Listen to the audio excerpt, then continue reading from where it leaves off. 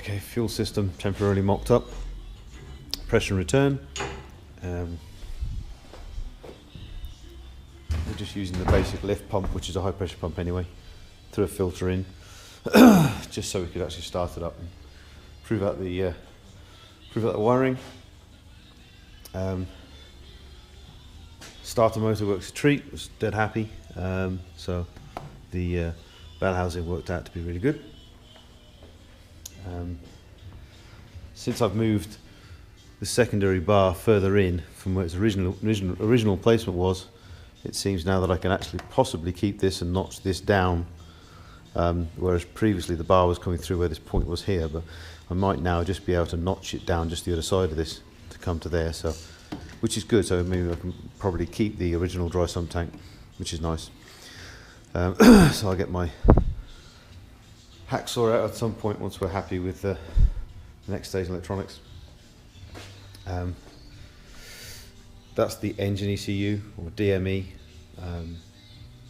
fuse box, and it's connected to here. This is basically the car loom side. Power distribution unit. So let's go through some drawings.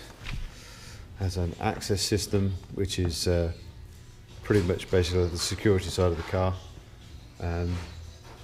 There's a rear end and a front end control module. One's here. We haven't got the front end at the moment, but we're gonna have to get it. Dashboard, obviously, and now we have our obviously original Porsche key and key there. So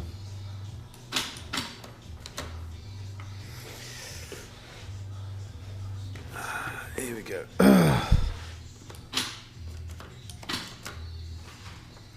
Yeah, it's still getting used to the damn key. It's not traditional as you would expect.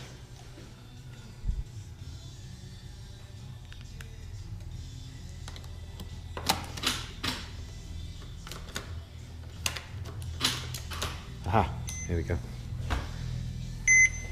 So dash has unfortunately has a faulty display here, which is apparently quite common.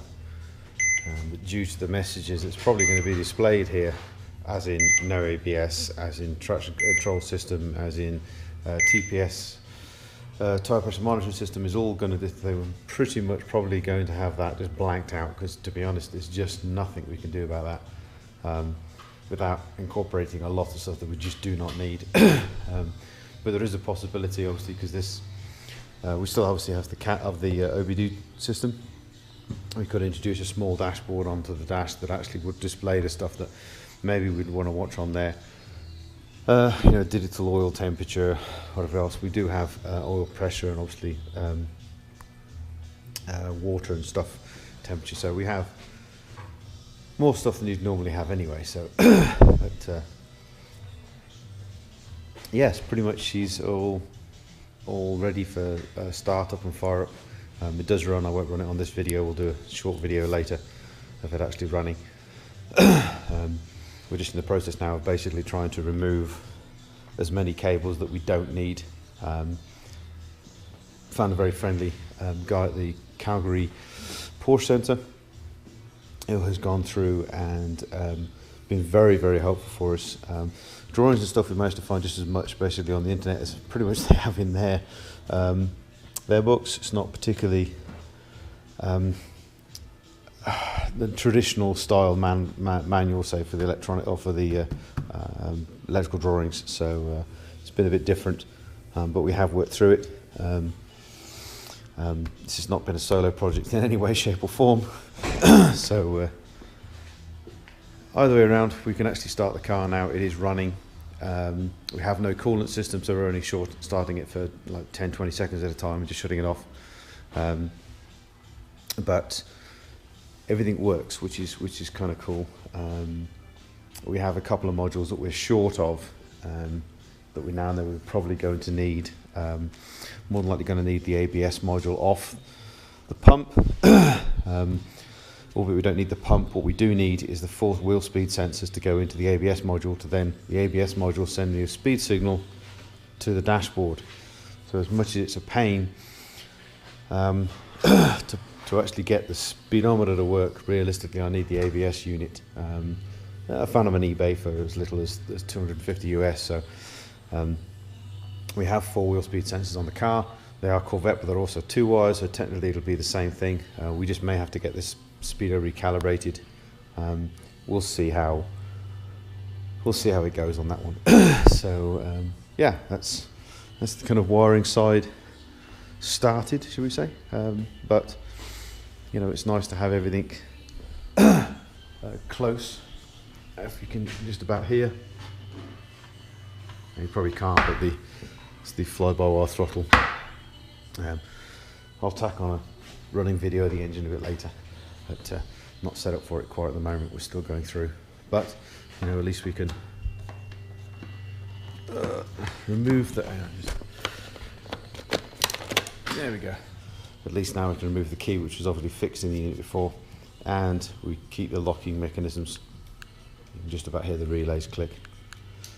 So we'll try and use as much as the Loom as possible, and basically use as much of the original Porsche stuff as possible, but there will be certain limitations.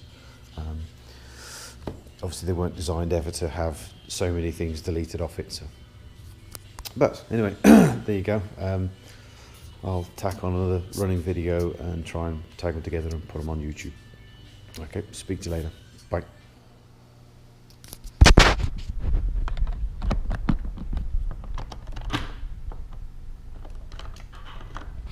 Okay, now I have dash on.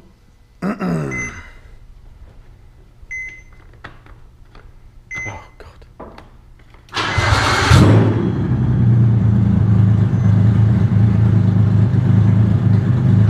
Car running.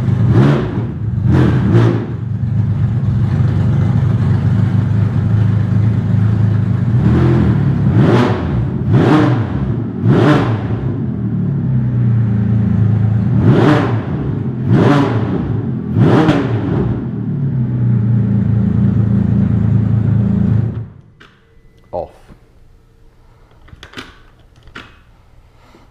All on the key.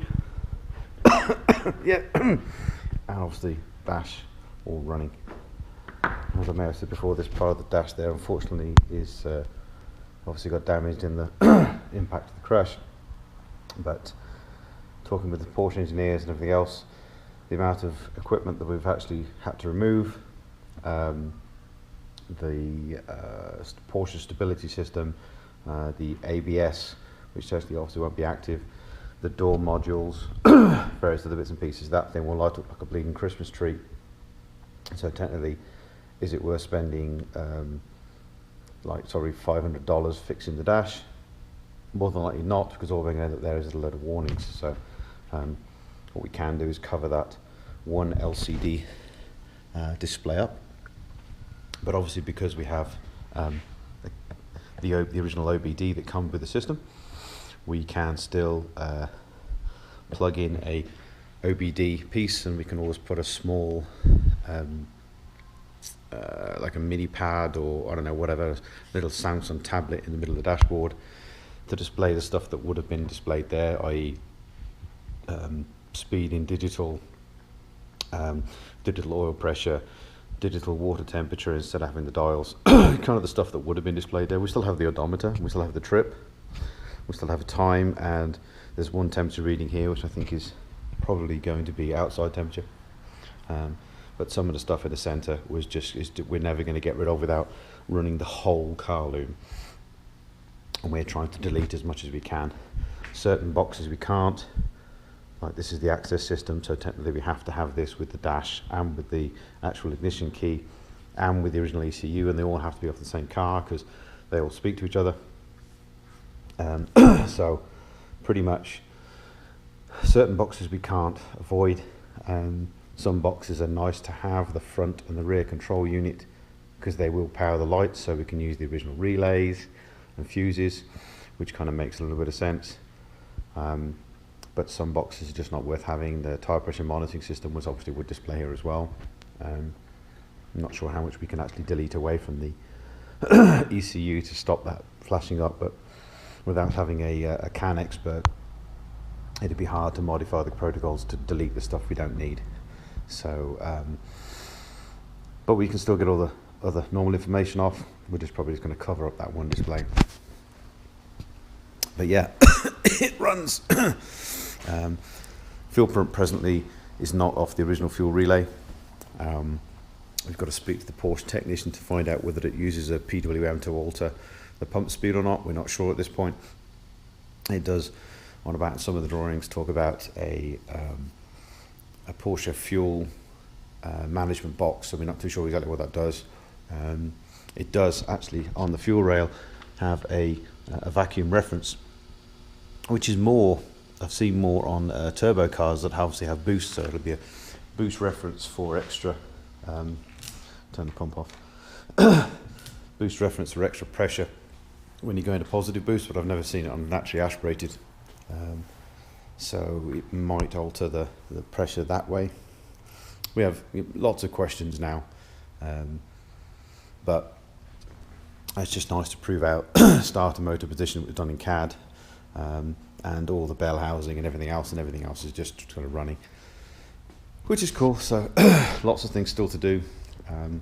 Try to modify our wiper unit we had onto the original Loom, but of course the electronics are sensing the fact that the wiper motor is different, and it won't turn it. So we've ordered, basically we're going to have to butcherize the system we already have, which I think is here, probably over there somewhere, and just take the motor out and put it into the pantograph wiper system we already have. So we'll have to remove the motor we've got and put it in there.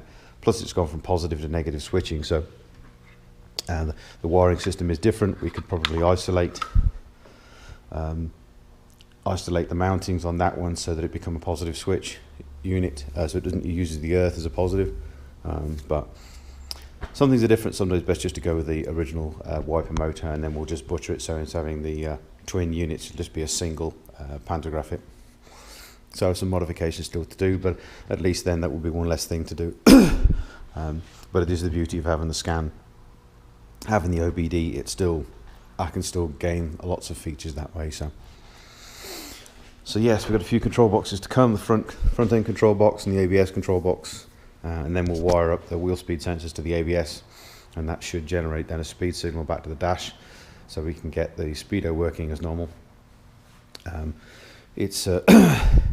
It would be nicer to alter the CAN protocol and have just a small box to hack onto the high-speed CAN, but it doesn't look like there's anything on the market at the moment that I can find that can basically replicate and break into the Porsche CAN system, so I can fire a signal to the dash and get rid of a few other boxes. But so we're probably going to keep more than we would do, be a little bit heavier, but it's running. So there you go. Update whenever I get around to it next. Bye.